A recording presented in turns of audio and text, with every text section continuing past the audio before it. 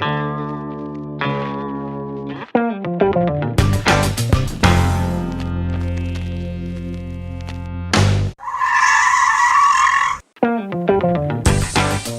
right, hey everybody, welcome to episode 42 of the Stop and Give Me 20 podcast, 20 minutes with some of the world's top fitness professionals. I'm your host, Anthony Rana. You can check out the show notes at stop20podcast.com. Before you do that, make sure you go to iTunes, subscribe to the show. You can go to Stitcher or wherever you listen to podcasts. Really need the ratings and reviews. Can't stress enough how much we need those. All right, well, for today's episode, I have on Jason Pack, and he is the co-owner of Achieve Fitness in Somerville in Boston. They opened in 2012. He opened with his wife, Lauren, who was not his wife at the time, but she is now. He is a strong first team leader. He's certified in FMS and USAW. These guys are the future of this industry, and you could check out more about their facility in an episode that I did with them for Strength Coach TV, and you can go to strengthcoachtv.com for that. Jason, thanks for coming on. Thanks, Anthony. Super excited to be with the voice of the fitness industry, Anthony Rana. All right, thank you. Well, let's get into this. What is your story? So, going back to when I was like 12, 13, 14, somewhere in that around that region, I was, your typical scrawny, skinny, Asian nerd, for lack of a better word. But my cousin actually was getting into lifting weights at the time, and he was like, hey, if you want to get girls, you actually have to start lifting weights. And I was like, okay, yeah, I definitely want to get girls, so let's do that. Turns out it wasn't quite as easy as that, but that was my first foray into the whole lifting weights and fitness scene. Nice. What were you doing though? Like, what was that? Like, you said, okay, you got to lift, but what did you do? Did you go to the gym? Did you guys just do buys and tries, or what did you do?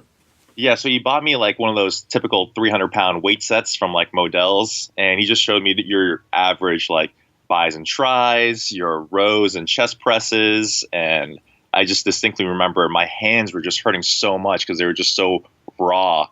But he was like, you just got to do it. You got to do this. You got to take these protein shakes. You got to drink them like medicine. And I was like, yeah. And I just kind of ate everything up. And since then, I've been just hooked on it.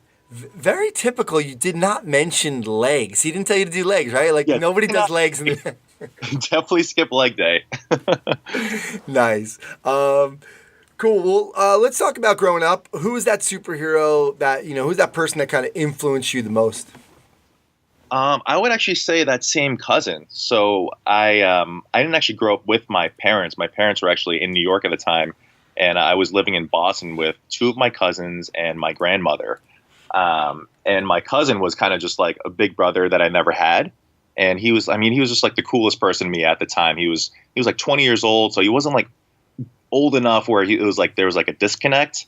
But, he had like the yellow Sony Walkman, and he had the starter jacket, and he just was the coolest person in the world to me at the time. And he just taught me a lot of life lessons. He got me my first weight set, like I was talking about. He taught me how to play football, a lot of like pivotal things when I was younger. He explained to me and taught me, and I've never forgotten that since. I love it because, a lot of people, when they answer this question, they're answering it as their current self, where what we really want to figure out is if you knew it at the time. And it sounds like you knew, like at the time you were just like, you looked up to him. Oh yeah, absolutely. He was a mentor. He's a big brother. And yeah, I'm very fortunate that I got the chance to grow up with him.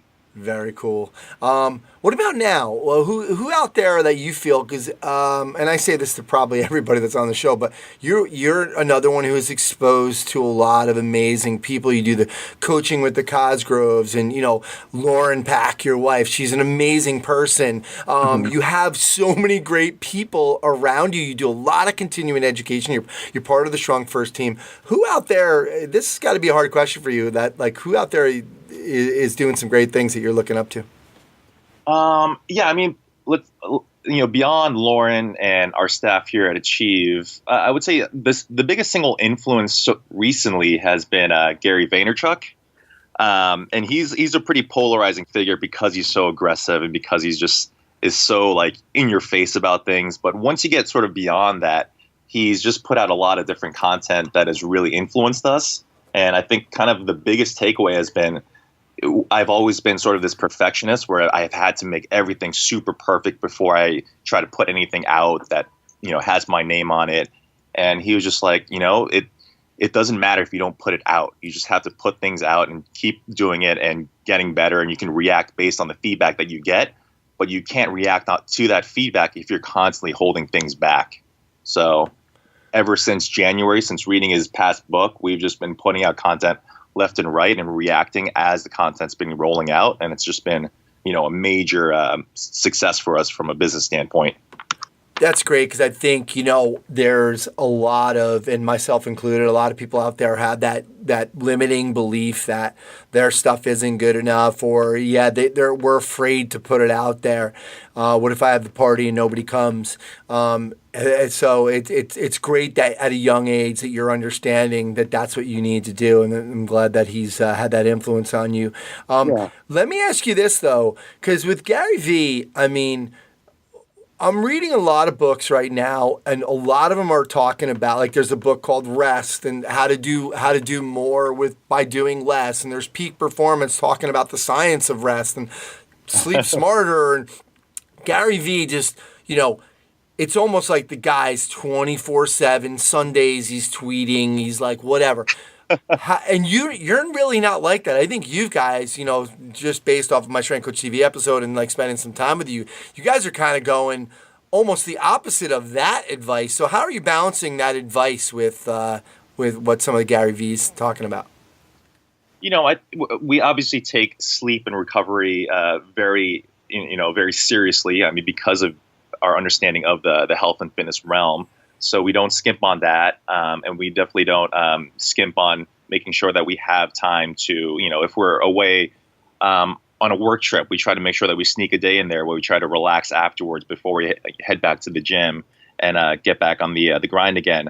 But I think it's more about what you do in the hours that you're working and how to be most efficient there that we're trying to balance out right now. And I think we're doing a pretty good job of that, and that when you're working and on, that you make sure that you're super on, and then when you're off, you really take that time to completely relax as well. So that's our approach. Absolutely. Good stuff. Yeah, I think one of my business coaches, Michael Hyatt, he has this planner, full focus planner, and it's kind of coming out in a couple of weeks, but I have a prototype of it that I started to use. And one of the things, so like you have a daily planner every day, you're doing your thing, but at the end of the week there's this weekend planner. So you're supposed to plan your weekend, and one of the rules is you can't even read like a business book, right? That's his rule. That doesn't have to be my rule, but he goes so extreme because they're really trying not to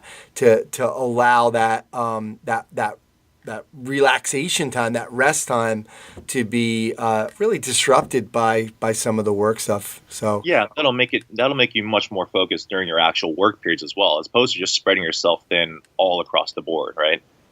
Absolutely. Good stuff. What about who you're trying to be a superhero to? You're starting to become a leader in the field with business, your fitness business, in terms of like you were just got back from Santa Clarita. You were doing some stuff for the Cosgroves and the Results Fitness University. You were lecturing there, because you guys have been part of their program. You're also you're going out to Colorado for the Strong First Summit. You have all of your clients. Who are you trying to be a superhero to? I guess it's less about other fitness coaches and less about maybe other people in the kettlebell space and stuff like that. We're more focused on big picture. People that might be afraid or intimidated of just getting started on a health and fitness journey. So we're looking at just general population, everyday people who just they just don't have the belief in themselves yet to get started on a fitness journey, or have just not succeeded.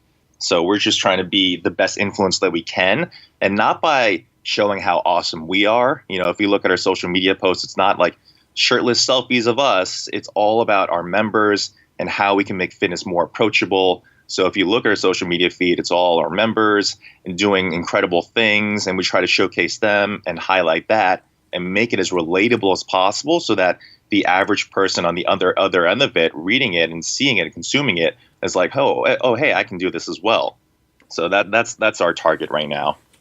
Very cool. And let's kind of segue that into a bigger picture, because what happens is, okay, you have the gym now, and and you guys, there's a ceiling to that, and I know you're doing a lot of stuff with your videos, and you're trying to reach more people. So what direction are you going further with this idea to reach more people and make fitness more approachable? What are you guys trying to do besides the gym, outside of the gym? Because it's got to go outside the gym, because you're going to find that, hey, look, we can only have 200 members, and you know what? We want to reach more people.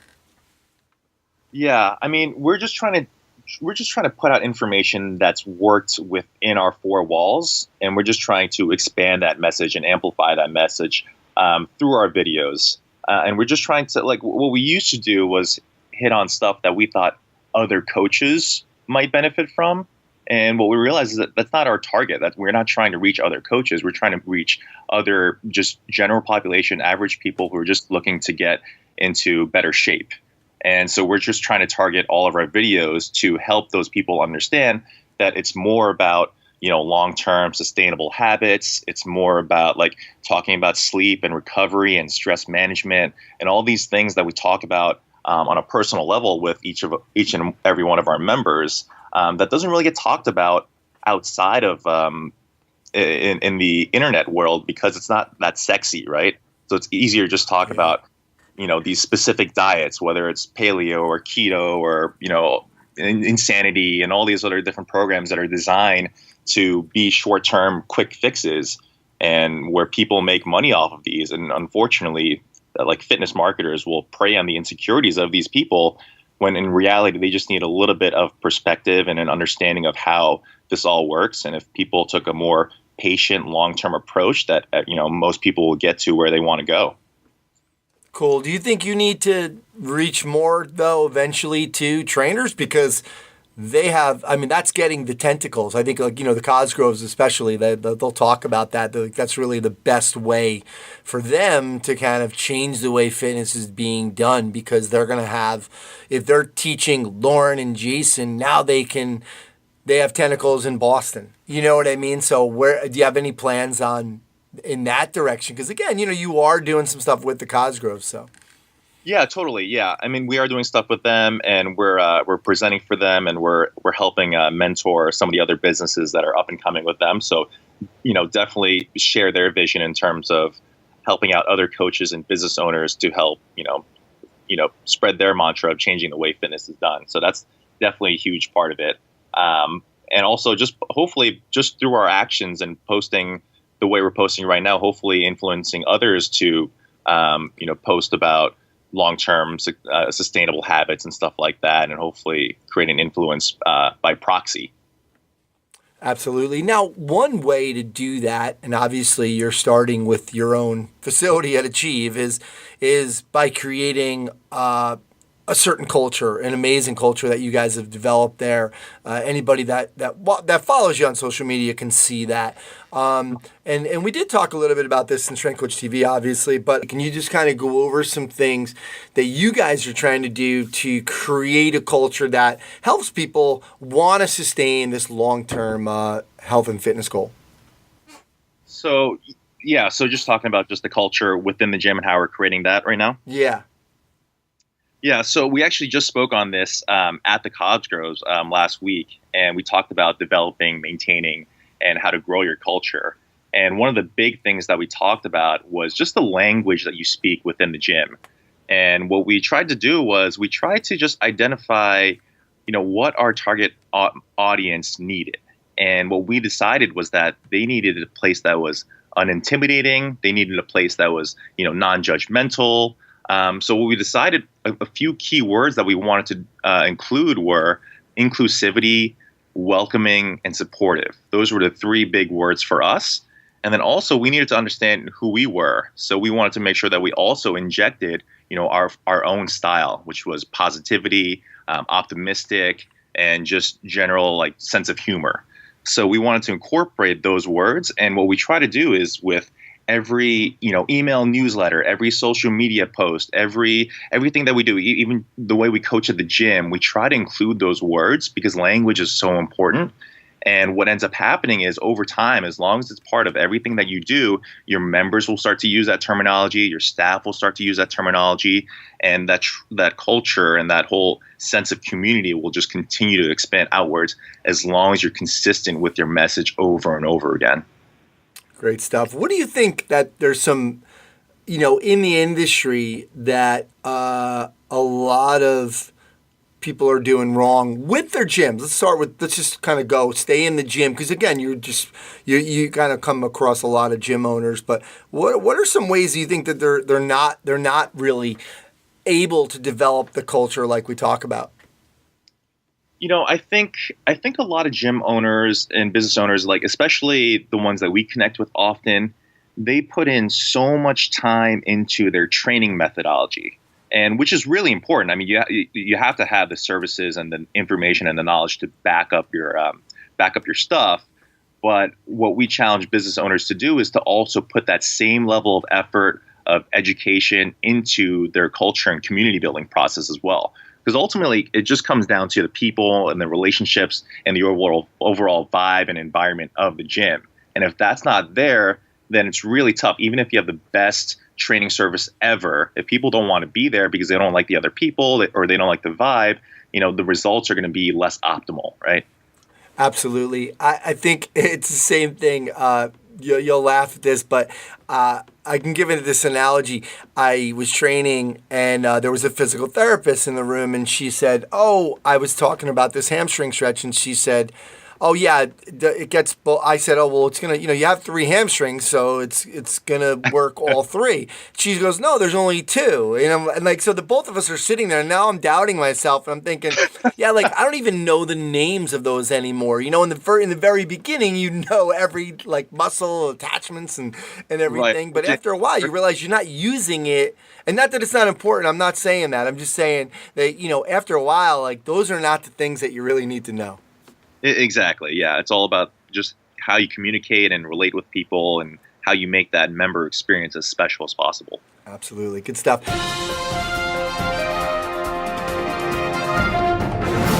All right, Gene, now it's time for the stop and give me 5 segment, 5 rapid fire questions and answers. Are you ready to go? Mm-hmm. All right. Now, Lauren's not going to be listening to this. So, hardest part about having a business with your wife? I think the normal answer is that you just spend 24/7 with your partner, if you're in business with your partner, and then pretty much the only thing you ever end up talking about is everything just comes back down to the business. We're in a little bit of a different situation because we've actually been working together since we were, I think, 19 years old and training for 7 years, and then now in the business, 4 or 5 years beyond that. So it's not necessarily hard. It's just kind of a reality, and it's just kind of a norm for us. So it's not really hard, I would say, because we're just so used to it. Yeah, you guys are pretty conscious of things not to do, not talking about business, trying not to anyway. But trying not to, yeah. You could be in any movie. What is it? I would say Harry Potter.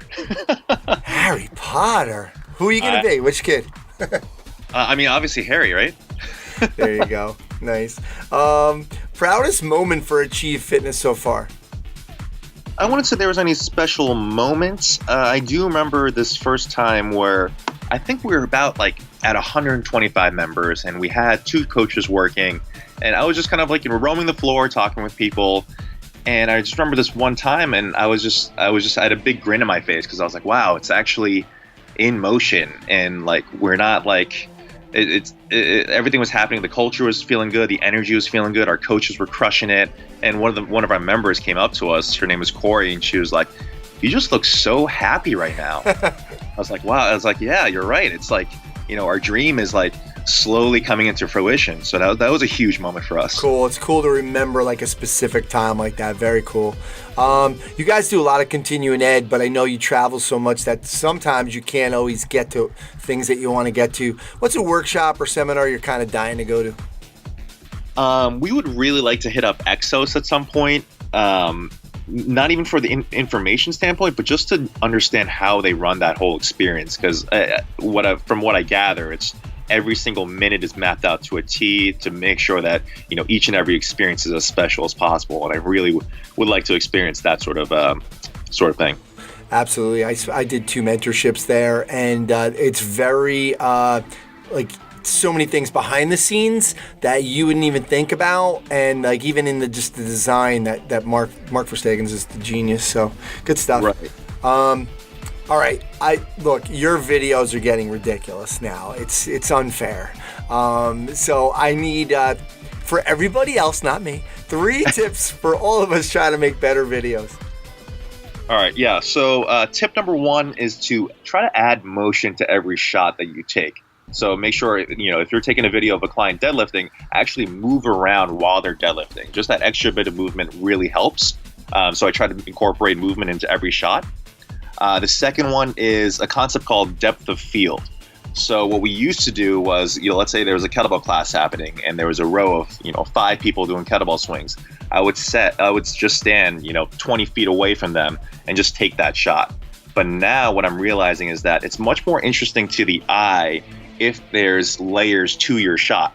So what I'll do now is I'll get up and close to one person and have the others kind of in the background. So there's multiple levels and it's more visually appealing to the eye. Does that make sense? Absolutely. And then the last one is something called rule of thirds. So if you have your phone and you have it split into thirds, so 2 lines down on either end, what you want to try to do is try to get your subject into the outer thirds as opposed to the middle. I don't know why, but for whatever reason, it's more visually appealing, again, to have someone in the outer thirds. If you ever think about like a documentary setting where they're interviewing the person, they're always on one side of the screen. For whatever reason, it's more visually interesting. And then bonus point is you just have to shoot more videos. Going back to the whole Gary Vee thing, like just shoot and put stuff out there. And then as you go along and get better at this, you'll be able to react to the feedback that's happening and also react as you're editing and creating more stuff. So you can take theory and information so far. You just actually have to go out and do it. Very cool. Love it. Strength Coach TV will never be the same. Jay, what's a project that you're working on now that's kind of getting you excited? Something that we've been putting out for the last couple months has been this video series called Fitzy that we're super excited about. And we kind of based it off of the whole BuzzFeed Tasty thing. You know about that? BuzzFeed puts out this video series where basically they take these like complex recipes and they break it down in real simple video terms. And we're trying to do the same thing with fitness. And basically we're highlighting our members and we're having them perform workouts or exercise tutorials. And they're actually within the workouts and videos themselves so that, when the end consumer watches it, they're like, oh, hey, that person can do it. Maybe I can do it as well. So we're starting a whole series of videos like that to just make fitness more approachable and more relatable for people so that maybe that inspires them to actually get started on a fitness journey themselves. Cool. Where can we see those videos? Those are on our Instagram page, which is Achieve Fitness Boston. Cool. And we'll have a link to that as well. Awesome. Jay, let's finish up with a letter to your younger self. What advice are you going to give young Jason? Young Jason, I would tell him that everyone has their own fears and insecurities and that you don't have to worry. You're just a normal person and just to treat everyone with love and respect because everyone's going through their own thing and that you are in no different circumstance from anyone else. All right. Very cool. One thing we always think is that we're the only ones that are going through that. Good stuff. Exactly. Yeah. Especially as a young teenage Jason. Yeah. All right. Well, Jay, thanks so much. You guys are doing amazing things up there. And wanted to get both. Lauren's going to be on soon as well, kind of get her perspective. But thanks so much for coming on and sharing some of your experience with my audience. Thanks a lot, Anthony. Thanks for everything that you do for the strength and conditioning field. And yeah, love everything you put out. All right, well, that's going to do it for episode 42 of the Stop and Give Me 20 podcast. Thanks again to Jason Pack. Make sure to check out all the links to all his stuff at stop20podcast.com. Don't forget, subscribe to the show. Please leave us a rating and a review. My name's Anthony Rana. Thanks so much for stopping by.